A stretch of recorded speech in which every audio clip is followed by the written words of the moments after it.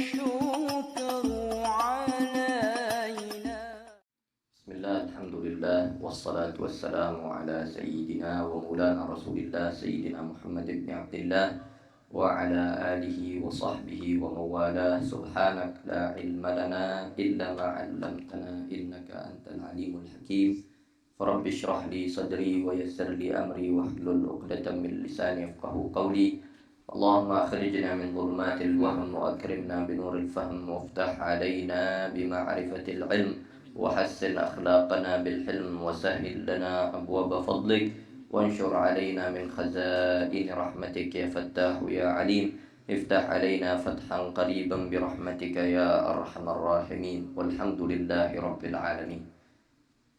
قال المؤلف والشراح رحمهم الله تعالى ونفعنا بهم وبعلومهم وعلوم مشايخنا في الدارين آمين. رضي الله تعالى عنهم وعنا بهم إلى أن قال. Melanjutkan pembahasan kita daripada kitab Safinatun Najah, yang dimana kita terakhir sudah membahas di fasal berkaitan dengan al-arkanul lati talzamu fiha tuma'ninah, yaitu rukun-rukun yang mengharuskan adanya tuma'ninah di dalamnya. Adapun saat ini kita masuk di fasal berikutnya berkaitan dengan asbabu sujudis sahwi, tentang sebab-sebab sujud sahwi, tentang perkara-perkara yang jika sekiranya kita melakukan perkara tersebut maka dianjurkan bagi kita untuk melakukan sujud sahwi di dalam sholat. Di mana beliau mengatakan bahwa asbabu sujudis sahwi, sebab-sebab daripada sujud sahwi, yang dimana asy-syarih yang mensyarahkan daripada kitab, yaitu di dalam kitab Nailur Raja Habib Sayyid Ahmad bin Umar Syatiri rahmatullah ta'ala alaihi rahmatul abrar, beliau mengatakan bahwa kata as-sahwu sendiri, sujud sahwi, kata sahwi itu sendiri maknanya adalah nisyan, yaitu lupa. Itu sujud sahwi adalah sujud yang kita dianjurkan untuk melakukannya karena sebab lupa. Dan penamaan tersebut yaitu disebabkan karena lupa, namun bukan berarti sujud sahwi itu hanya dianjurkan saat kita lupa saja. Namun dalam keadaan-keadaan tertentu, ada keadaan jika sekiranya kita meninggalkan sesuatu di dalam sholat, meskipun sengaja, bukan karena lupa, tetap dianjurkan sujud sahwi. Jadi penamaan itu ala sabilil ghalib, karena kebanyakan orang sujud sahwi ya karena sebab lupa, bukan berarti karena sebab lupa saja baru ada anjuran sujud sahwi. Jadi itu yang penting yang untuk kita ketahui. Jadi penamaan tersebut bukan berarti sebab satu-satunya sebab karena lupa untuk anjuran sujud sahwi. Namun itu adalah sebab utama. Kebanyakan sujud sahwi sebabnya karena lupa. Nah, yang dimana sebagian ulama itu terkadang membedakan antara kata nisyan dengan sahwu, yaitu antara lupa yang disebut nisyan dengan lupa yang disebut sahwu. Yang dimana nisyan itu adalah lupa yang meskipun dikasih isyarat dia nggak bakal ngeh. Nah, ini disebut nisyan, yang udah lupanya kebangetan. Kalau sahwu yang lupanya masih ringan, diingetin dikit, subhanallah, dia langsung ingat. Dia langsung ingat, oh tadi lupa kunut. Ketika imam diingetin subhanallah, dia ingat tadi lupa untuk tasyahud awal, itu baru disebut sahwi. Yang disebut sahwu itu adalah lupa yang masih ringan, yang sekedar diingetin dikit langsung paham, langsung ngeh, langsung tahu salahnya di mana, lupanya di mana. Nah, ini yang disebut dengan sahwu. Jadi kalau nisyan itu yang lupanya parah, udah subhanallah, masjid subhanallah dia nggak ngeh juga nih, kenapa pada rame di belakang. Nah, ini nisyan namanya. Nah, disebut dalam bahasa Arab nisyan. Itu dari segi penamaannya saja. Namun tadi kembali lagi kepada yang awal yang sudah kita singgung, bahwa sujud sahwi, sujud yang disebabkan karena lupa, namun kelupaan di situ bukan satu-satunya sebab untuk anjuran sujud di dalamnya. Namun ada beberapa hal yang menjadi penyebab untuk adanya anjuran sujud sahwi. Dan sujud sahwi itu sendiri hukumnya adalah sunnah. Hukum sujud sahwi sendiri hukumnya sunnah, bukan wajib. Kalaupun kita nanti ada keadaan-keadaan kita dianjurkan sujud sahwi, nggak batal sholat kita meskipun tidak sujud sahwi. Namun fatatul fadilah, jadi luput, nggak dapat daripada pahala dengan kita sujud sahwi. Yang tadinya dengan kita sujud sahwi saja dapat pahala dari Allah Subhanahu wa taala karena ittiba, karena mengikuti Sayyidina Muhammad sallallahu alaihi wasallam. Nah, namun ada keadaan di mana sujud sahwi itu bisa menjadi wajib. Kapan sujud sahwi jadi wajib? Yaitu ketika kita menjadi makmum dan imam kita sujud sahwi, maka hukum kita sujud sahwi jadi wajib. Jadi itu keadaan sujud sahwi baru jadi wajib. Sekiranya imam kita sujud sahwi, maka baru wajib kita juga untuk sujud sahwi. Namun hukum asalnya sujud sahwi itu sendiri sunnah. Jadi tidak membatalkan sholat dengan kita meninggalkannya. Jadi di sini beliau akan membahas tentang asbabu sujudis sahwi, sebab-sebab daripada yang dengannya kita dianjurkan untuk sujud sahwi. Beliau katakan arba'atun, ada 4 perkara. Al-awwal, yang pertama, yang menjadikan dengannya kita sunnah untuk sujud sahwi adalah tarku ba'dhin min ab'adis salah au ba'dil ba'd. Jadi yang pertama beliau katakan adalah tarku ba'dhin min ab'adis salah, meninggalkan suatu sunnah ab'ad di dalam sholat. Kita sudah sama-sama tahu bahwa sunnah di dalam sholat itu terbagi berapa? Ada dua. Ada sunnah ab'ad, ada sunnah hayat. Sunnah ab'ad itu adalah suatu kesunnahan di dalam sholat yang kalau kita tinggalkan, kita dianjurkan untuk sujud sahwi. Itu disebut sunnahnya sunnah ab'ad di dalam sholat.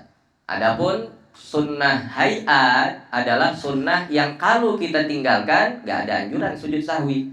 Nggak ada anjuran untuk sujud sahwi kalaupun kita meninggalkan sunnah tersebut. Nah, meninggalkan daripada sunnah ab'ad itu menjadikan kita dianjurkan untuk sujud sahwi karenanya. Apa saja sunnah ab'ad? Ada yang masih ingat?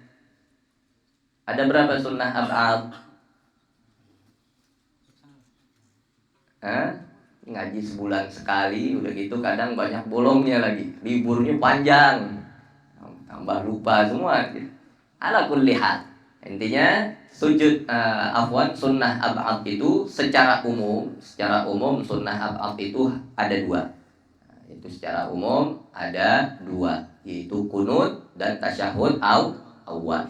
Kunut dan tasyahud pertama itu yang dimaksud sunnah ab'ad secara umum. Namun kalau kita mau perinci lagi, maka jumlahnya ada 20. Jadi secara umumnya, secara global hanya 2, yaitu tasyahud awal dan juga kunut. Cuman 2 itu saja. Yang kalau kita tinggalkan itu sunnah, kita disunnahkan sujud sahwi. Kita sholat subuh kagak kunut, maka disunnahkan sujud sahwi. Karena apa? Meninggalkan ba'dhin min ab'adis salah, meninggalkan suatu sunnah ab'ad di dalam sholat. Nah, jadi meninggalkan kunut atau meninggalkan tasyahud awal di dalam sholat, maka dengannya kita dianjurkan untuk sujud sahwi. Begitu pula halnya dengan au ba'dil ba'd, atau sebagian dari sunnah ab'ad. Karena tadi kita sempat singgung bahwa sunnah ab'ad kalau mau diperinci jumlahnya ada 20.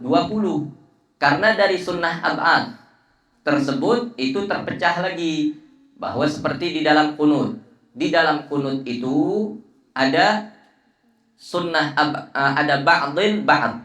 Sebagian daripada sunnah ab'ad di dalamnya itu dia terbagi-bagi, yaitu mulai daripada as-sana' 'ala Allah, yaitu pujian kepada Allah. Allahumma hdina fiman hadait, yaitu bacaan kunutnya Allahumma hdina fiman hadait wa afina fiman afait, sampai akhirnya itu ba'dil ba'd, termasuk sebagian daripada sunnah ab'ad. Berdirinya itu juga termasuk sunnah ab'ad. Begitu pula kemudian setelah selesai kunut, selesai daripada kunut, sunnah ba'dil ba'dnya itu adalah membaca sholawat kepada Nabi SAW. Ini termasuk ba'dil ba'd, sebagian daripada sunnah ab'ad tersebut dan berdiri ketika sholawat kepada Nabi. Kemudian juga membaca salam kepada Nabi Shallallahu Alaihi Wasallam dan berdiri ketika membaca salam kepada Nabi Shallallahu Alaihi Wasallam. Kemudian juga sholawat kepada kepada kerabat Nabi Shallallahu Alaihi Wasallam dan berdiri ketika sholawat kepada alin Nabi, salam kepada alin Nabi dan juga berdiri ketika salam kepada alin Nabi. Kemudian sholawat kepada sahabat Nabi, berdiri ketika sholawat kepada sahabat Nabi. Kemudian salam kepada para sahabat Nabi dan berdiri ketika salam kepada para sahabat Nabi. Maka di dalam kunut sendiri itu ba'dnya itu ada berapa? Sudah ada 14. Maka ini yang disebut ba'd. Jadi kalaupun kita kunut, kita udah baca kunut, tapi habis selesai kunut nggak baca sholawat kepada Nabi SAW, disunnahkan sujud sahwi. Disunnahkan sujud sahwi. Bukan karena nggak kunutnya. Kita kunut, cuman ada ba'd, sebagian dari sunnah ab'ad yang gak kita kerjakan. Ini juga sunnah sujud sahwi. Atau kita habis kunut baca sholawat kepada Nabi, namun gak sholawat kepada sahabat Nabi. Hanya wa sallallahu ala sayyidina Muhammadin wa ala alihi wasallam. Sahabatnya lupa. Harusnya kan wa sallallahu ala sayyidina Muhammadin wa ala alihi wa sahbihi wasallam. Itu udah lengkap tuh semua. Itu sholawat salam kepada Nabi, kerabat Nabi dan juga sahabat Nabi. Udah kena semuanya. Namun kalau ada yang kita lupa satu saja, maka disunnahkan untuk sujud sahwi karenanya. Jadi kesunahan sujud sahwi bukan hanya karena meninggalkan kunutnya saja, namun meninggalkan ba'd, sebagian dari sunnah ab'ad itu juga dianjurkan untuk kita sujud sahwi. Nah, maka itu. Begitu pula adapun 6 selebihnya, yaitu adalah tasyahud, membaca daripada tasyahud awal, membaca bacaan tasyahudnya, tahiyatul mubarakatus salawatut thayyibatu lillah ila akhirih, sampai kemudian ditambah dengan duduk ketika membaca tasyahud tersebut. Yaitu duduknya juga termasuk ba'd. Dan kemudian juga membaca sholawat kepada Nabi Shallallahu Alaihi Wasallam, itu setelahnya, dan juga duduk pada saat membaca sholawat kepada Nabi Shallallahu Alaihi Wasallam, yaitu setelah membaca tasyahud.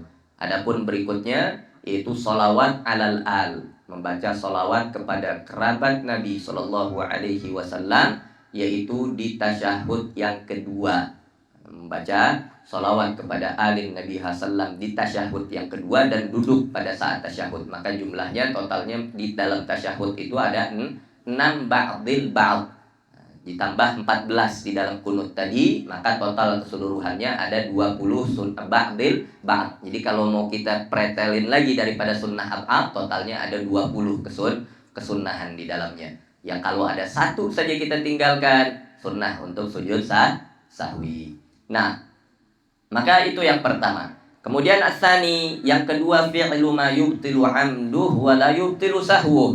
Itu melakukan suatu yang bisa membatalkan kalau dilakukan dengan sengaja, namun tidak membatalkan kalau dilakukan dengan lupa.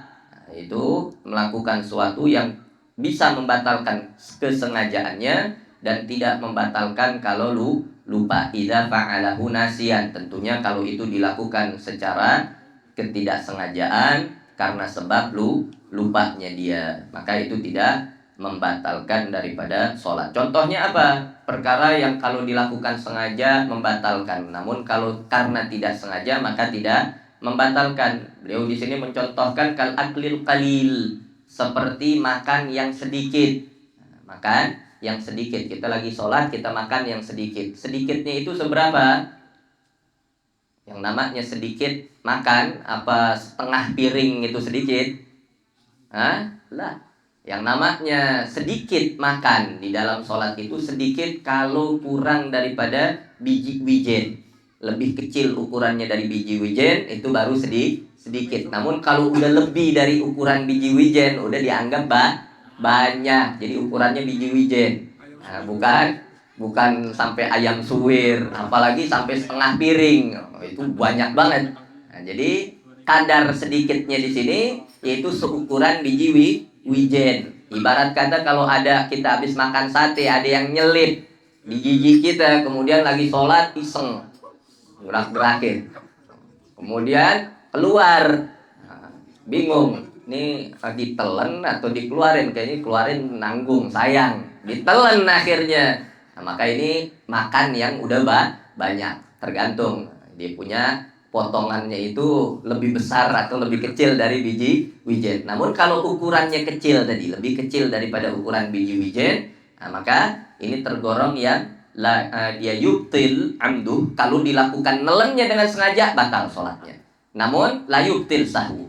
Kalau nelennya nggak sengaja, maka nggak batal. Nggak sengaja, dia akhirnya lagi khusyuk sholat, padahal tadinya mau dikeluarin bingung, mau lanjutin bacaan, tahu-tahu malah ketelen. Nah, ini sahwu, nggak sengaja. Nah, ketelen nggak kesengajanya tadi, ini menjadikan sunnah baginya untuk sujud sahwi.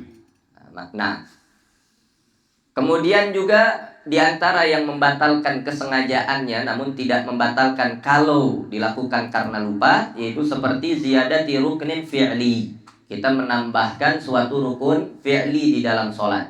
Rukun di dalam sholat itu ada rukun yang sifatnya qauli, rukun yang berupa ucapan, ada rukun yang sifatnya perbuatan, seperti berdiri di dalam sholat, kita ruku, kita sujud, dan lain sebagainya.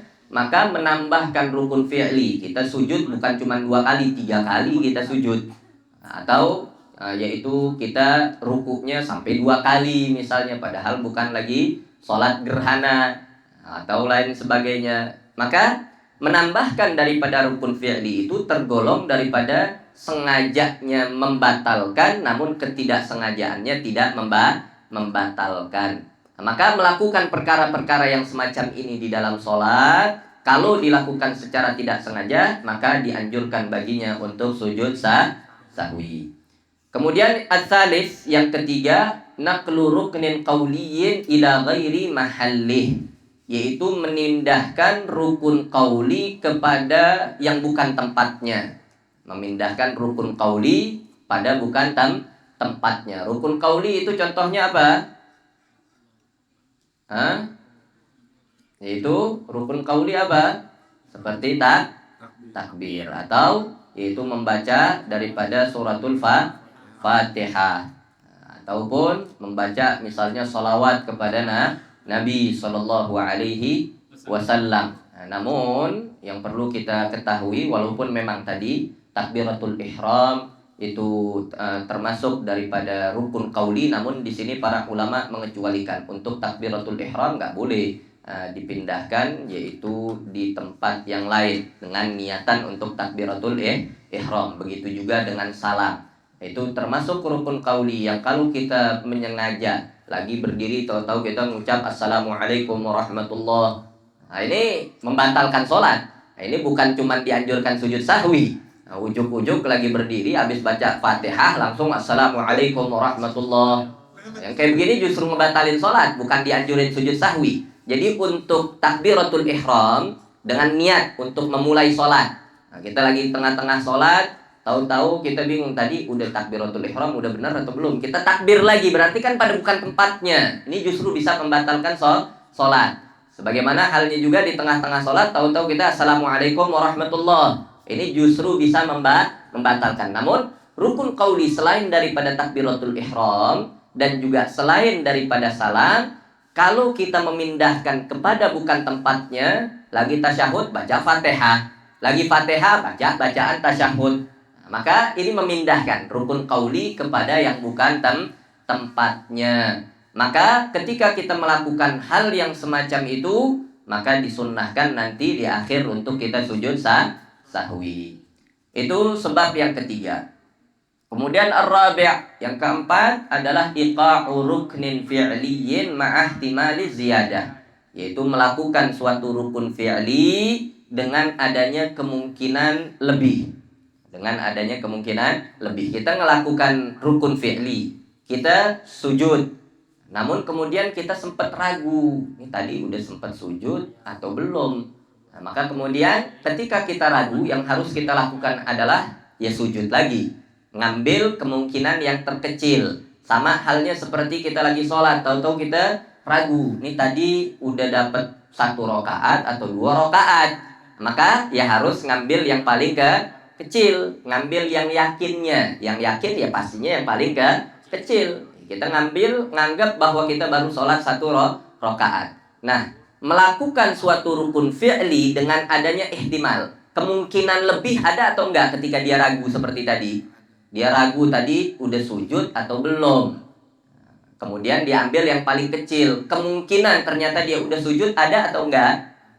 Ada. Kemudian ketika dia ragu, ini baru rakaat pertama atau rakaat kedua. Tadi dapat sholat sama imam 1 rakaat atau 2 rakaat, maka dia harus ngambil yang paling kecil. Maka ketika dia ngambil yang paling kecil tadi, kemungkinan ternyata dia udah dapat 2 rakaat ada atau enggak? Ada. Maka melakukan rukun fi'li dengan adanya kemungkinan lebih,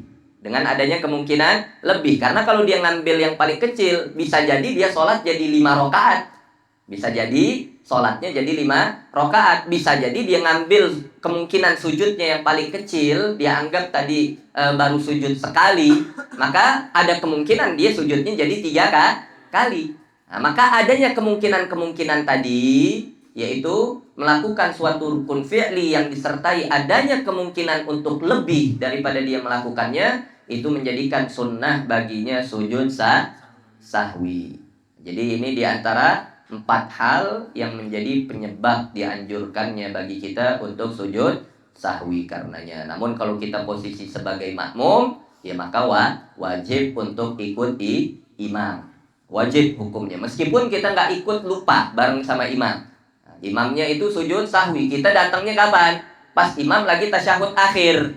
Nah, kita datang pas imam lagi tasyahud akhir. Kita nggak tahu nih imam sujud kenapa. Nah, maka wajib tetap kita sebagai makmum untuk ikut sujud sahwi bareng imam.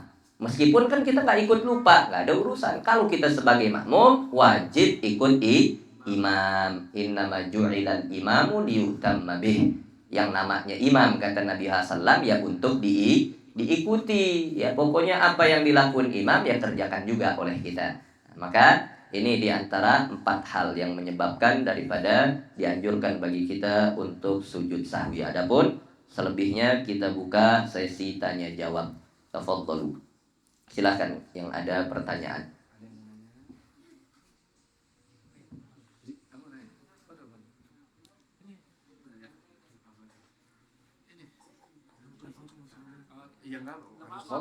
Silakan.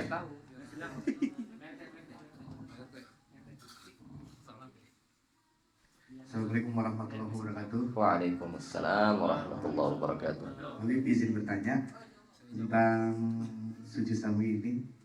Kan tadi Habib bilang kalau kita lupa kunut kita sujud sahwi.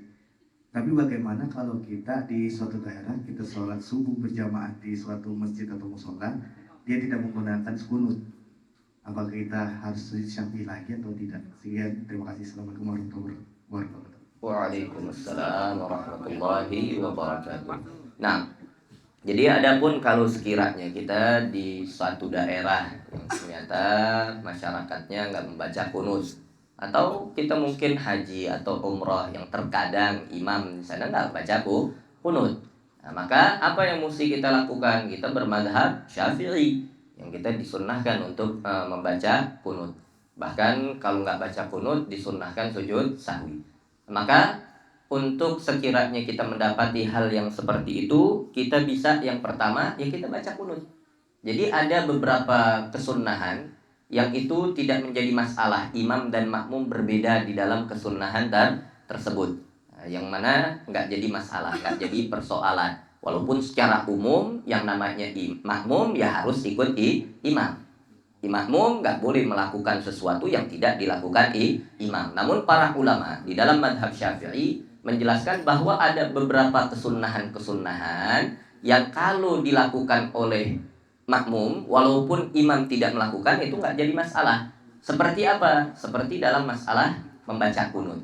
atau dalam jalsah al-istirahah, duduk istirahat. Duduk istirahat itu ketika bangun dari sujud yang kedua pada saat mau berdiri. Maka kan itu disunnahkan untuk kita duduk terlebih dahulu, nggak langsung dari sujud langsung diri. Namun disunnahkan duduk terlebih dahulu baru kemudian berdiri. Nah, duduk sejenaknya itu disebut jalsah istirahat. Maka nggak ada masalah imam nggak jalsah istirahat, kita sebagai makmum jalsah istirahat. Ini diantaranya. Jadi nggak ada masalah dalam hal tersebut. Begitu pula halnya dengan kunut. Dengan kunut ini nggak jadi masalah. Imam nggak baca kunut, namun kita sebagai makmum baca kunut. Namun bagaimana, kunut kan panjang, maka bisa kita dalam keadaan yang seperti itu kita baca kunut yang pendek saja. Karena yang namanya kunut itu adalah suatu sana wa doa Allah. Adalah suatu pujian dan juga doa kepada Allah Subhanahu wa taala. Intinya kunut itu dua hal tersebut. Kita membaca sesuatu yang di situ ada pujian kepada Allah dan permohonan kepada Allah, maka itu sudah jatuhnya jadi kunut. Contohnya apa? Kita baca Allahumma ghfirli ya ghafur. Ya Allah, Allahumma ya Allah ighfirli, ampunilah aku ya ghafur, wahai zat yang memberikan maghfirah, yang memberikan ampunan. Ini kunut. Ini sudah jatuhnya jadi kunut. Atau dia memohon kepada Allah, Allahumma arhamni ya Rahman. Ya Allah, wahai zat yang maha memberi rahmat, rahmatilah aku. Ini udah kunut. Jadi yang namanya kunut itu nggak mesti Allahumma hdini fiman hadait wa afini fiman afait sampai akhir. Nah, walaupun itu memang cara kunut yang paling afdal. Lafaz kunut yang paling afdal yaitu sebagaimana yang warid diriwayatkan dari Sayyidina Hasan bin Ali bin Abi Thalib, meriwayatkan tentang hadis bacaan kunut tersebut. Bahkan Sayyidina Ali mengatakan bahwa Nabi SAW mengajarkan beliau doa kunut seperti itu, kama 'allamanil Qur'an, sebagaimana Nabi mengajarkan kami Al-Qur'an, sampai didetailin sama Nabi SAW, dituntun satu persatu, disuruh apalin sama Nabi SAW. Maka itu yang paling afdal untuk kita baca. Namun yang namanya kunut nggak melulu harus Allahumma hdini fiman hadait sampai akhir. Namun dalam keadaan-keadaan yang seperti itu boleh kita dengan kunut yang singkat. Allahumma ighfirli ya ghafur wa sallallahu ala sayyidina Muhammadin wa ala alihi wa sahbihi wa sallam. Singkat atau enggak? Singkat. Jadi walaupun imam enggak baca kunut, di dalam i'tidal pun kita bisa baca kunut. Di dalam i'tidalnya imam pun tinggal kita baca Allahumma ighfirli ya ghafur, kemudian wa sallallahu ala sayyidina Muhammadin wa ala alihi wa sahbihi wa sallam. Itu udah dapat 14 daripada ba'dil ba'd itu sudah masuk di dalamnya. 14-14-nya sudah masuk. Jadi bisa kita baca dengan kunut yang singkat tadi. Wallahu a'lam. Nah, ada lagi pertanyaan lain? Assalamualaikum warahmatullahi wabarakatuh. Waalaikumsalam warahmatullahi wabarakatuh.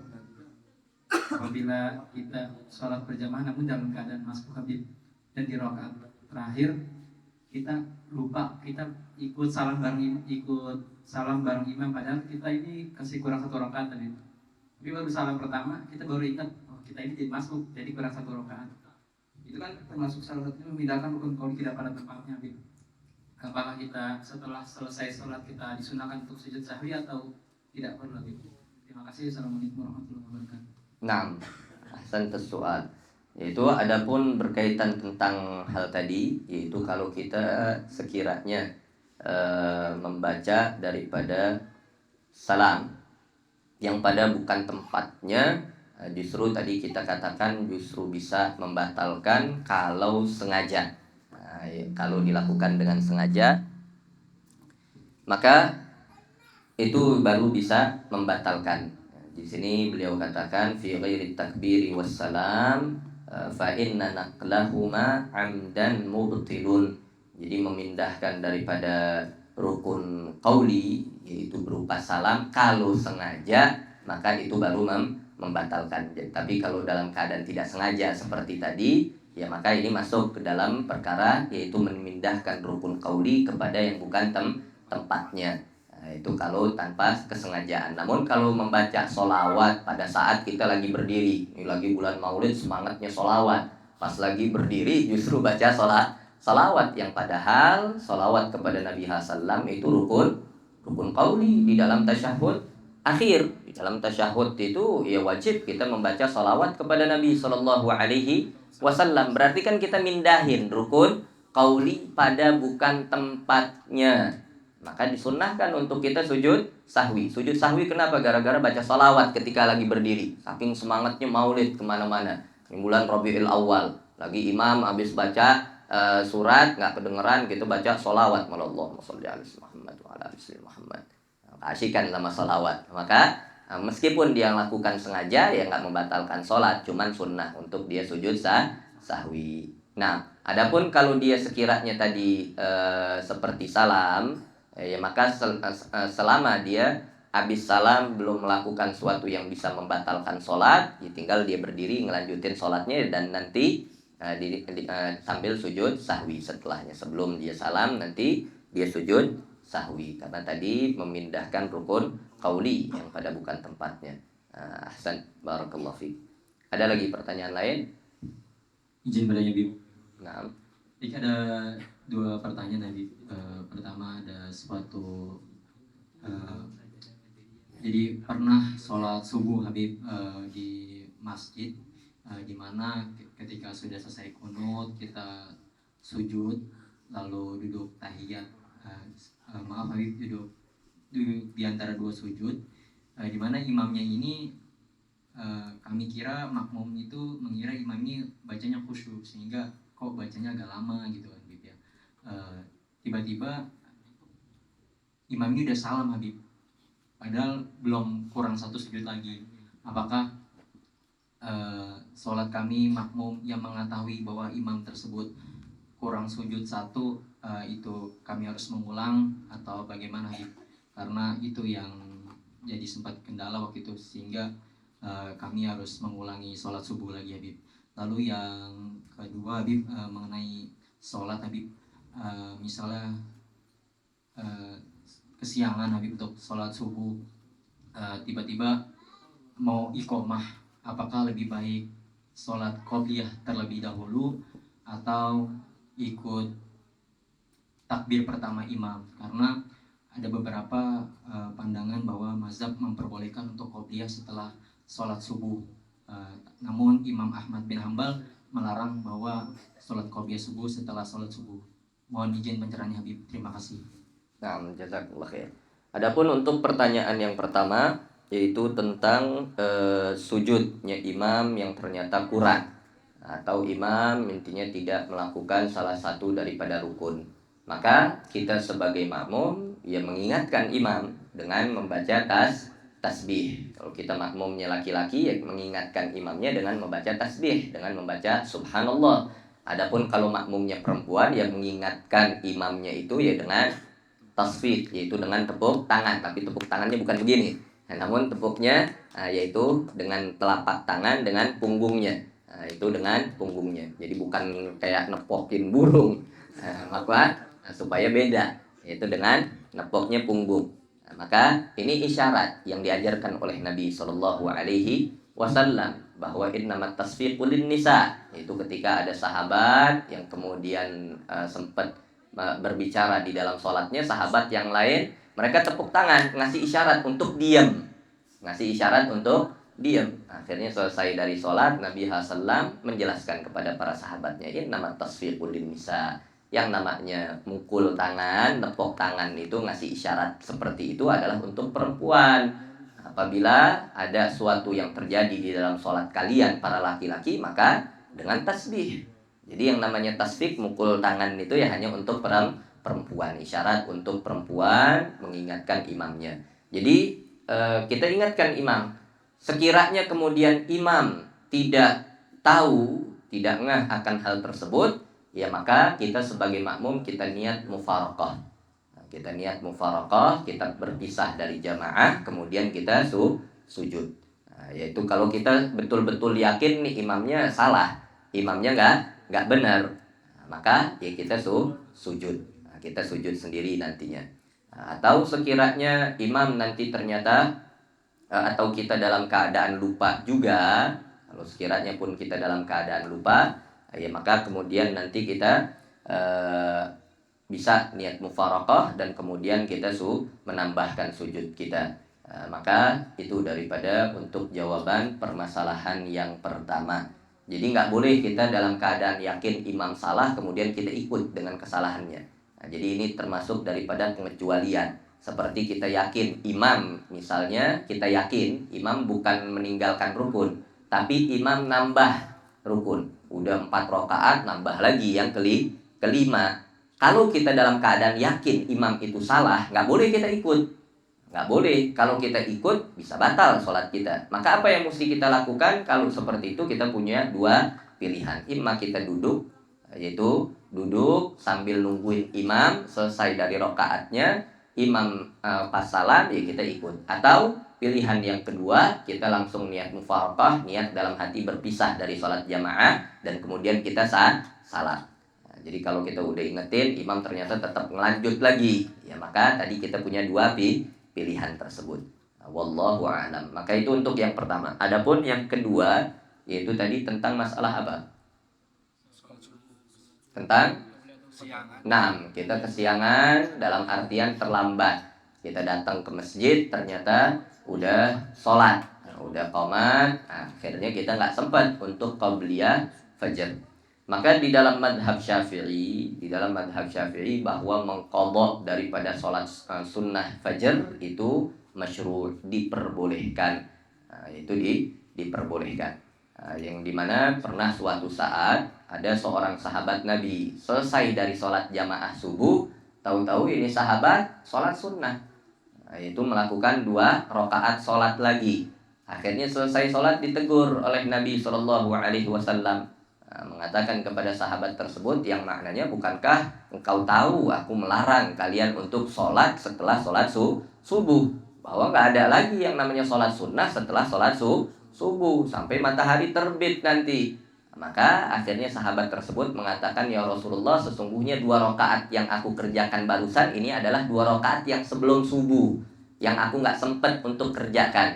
Maka Nabi SAW kemudian diam, tidak memberikan daripada larangan atau lain sebagainya. Maka ini yang menjadi dalil bahwa boleh kalau sekiranya kita melaksanakan sholat sunnah qabliyatul fajr meskipun setelah kita sholat subuh.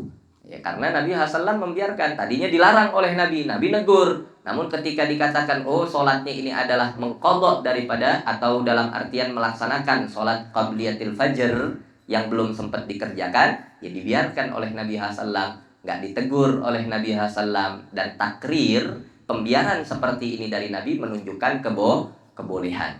Karena Nabi SAW nggak mungkin diam atas suatu kemungkaran, nggak mungkin diam atas suatu kesalahan. Maka diamnya Nabi atas suatu perbuatan atau ucapan yang dilakukan sahabat itu adalah syariat untuk kita.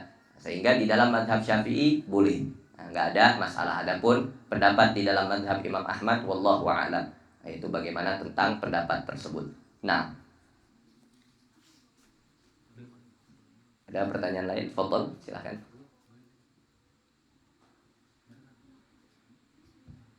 Assalamualaikum warahmatullahi wabarakatuh. Waalaikumsalam warahmatullahi wabarakatuh. Di luar tema apa Pak? Nah, Bas. Dalam sholat berjamaah di satu masjid Nabi, ada kita diimamin oleh badalnya imam. Jadi imam merawatibkan tetapi itu sedang berhalangan. Jadi kita diimamin oleh yang menggantikan. Namun setelah kita tahu ada yang mengatakan bahwa imamnya itu punya tato. Itu apakah diperbolehkan dia menjadi badal imam atau sebaiknya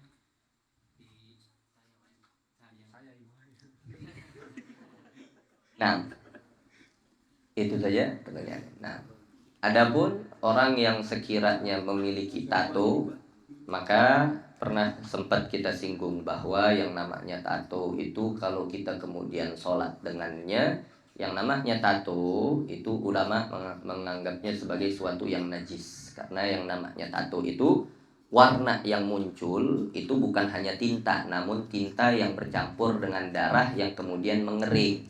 Dan yang namanya darah yang ada di kulit itu menjadikannya najis. Ketika darah itu sudah keluar dari tubuh, dia ada di kulit, maka ya hukumnya jadi najis. Namun selama darah itu masih ada di dalam tubuh kita, dia nggak keluar, ya hukumnya nggak najis. Namun ketika dia sudah keluar, dia bercampur dengan tinta daripada tato tersebut, ya jadi najis. Berarti kan dia membawa najis.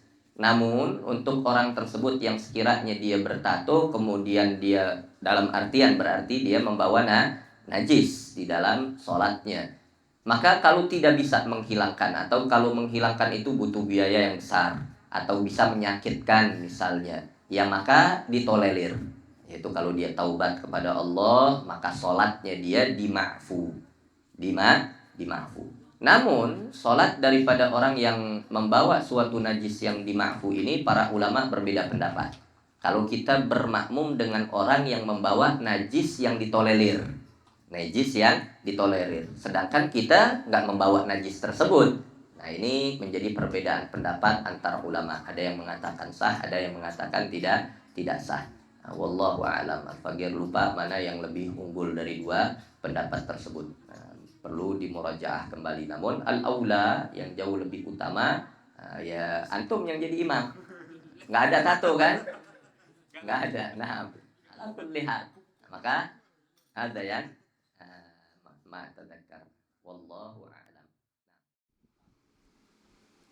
Bismillahirrahmanirrahim. Alhamdulillahirabbil alamin. Allahumma shalli wa sallim ala sayyidina Muhammadin fil awwalin wa shalli wa sallim ala sayyidina Muhammadin fil akhirin wa shalli wa sallim ala sayyidina Muhammadin fil nabiyyin wa shalli wa sallim ala sayyidina Muhammadin fil mursalin wa shalli wa sallim ala sayyidina Muhammadin fil mala'il a'la ila yaumiddin wa shalli wa sallim ala sayyidina Muhammadin wa ala alihi wa sahbihi ajma'in. Ya Rabbi bil Mukhtar akram shafi'in aslih lana al-ahwal jannibna ar-rada واصلح شؤون المسلمين وعافهم وتولهم وادفع شرور من ابتدى يا رب واجمع شملهم والطف بهم وانصر بهم دين النبي وأيدا ثبت لنا الأقدام واغفر ذنبنا وانشر بنا في الكون أنوار الهدى وانظر بنا أجمعين وعافنا سرا وجهرا واشفنا من كل داء حسن اليقين منك هبنا واحمنا واحمي حمانا واكفنا شر العدا واقضي لنا الحاجات أجمعها وزد يا واسع الإفضال منك محامدا أختم لنا الأعمار بالحسنى وفي الفردوس فاجمعنا بطه أحمدا وبمقعد الصدق نشاهد وجهه بحضائر القدس منازل شهداء وبجاهه يا رب فاجعلنا به من أسعد القوم الكرام السعداء وأدم صلاتك والسلام عليه ما هب الصبا بالفتح أو حاد حدا ولا لأهل الطهر والصحب الكرام وتابعين بحبيبك الطهر اقتدى سبحان ربك رب العزة عما يصفون وسلام على المرسلين والحمد لله رب العالمين. Alhamdulillahirrabbilalamin. Dengan ditutupnya doa oleh guru kita, maka selesailah majelis pada malam ini. Mudah-mudahan kita senantiasa diberikan keistiqomahan sehingga nanti di akhir bulan kita bisa menghadiri acara majelis bulan Shalawat Nabawi, dan minggu kedua di bulan depan kita bisa berkumpul dan hadir kembali di tempat ini. Kita mohon kepada Allah Subhanahu wa taala, yaitu mudah-mudahan guru-guru kita senantiasa sehat walafiat dan senantiasa panjang umur, dan juga senantiasa selalu dalam lindungan Allah Subhanahu wa taala. Amin amin ya rabbal alamin. Jamaah sekalian, kami mohon untuk tidak beranjak terlebih dahulu karena alhamdulillah kami telah menyiapkan santap malam. Maka dari itu untuk para jamaah untuk tidak beranjak dari tempat duduknya. Kami mengucapkan terima kasih kepada khususnya kepada Pak Harun Azhari yang telah berpartisipasi yaitu konsumsi pada majelis malam ini dalam acara tasyakuran yang alhamdulillah beliau milad yaitu yang ke-32 tahun. Kita doakan beliau Pak Harun Azhari senantiasa panjang umur, sehat walafiat dan senantiasa dalam lindungan Allah Subhanahu wa taala dan dimudahkan segala urusannya. Amin amin ya rabbal alamin. Kami juga mengucapkan terima kasih kepada seluruh tetangga yang telah terus mendukung dan mendoakan kami, dan kami juga memohon maaf apabila kegiatan pada malam ini mengganggu istirahat atau kegiatan para tetangga kami dari tempat ini. Kami tutup kegiatan pada malam ini dengan ucapan wassalamualaikum warahmatullahi wabarakatuh. Ya Arhamar Rahimin.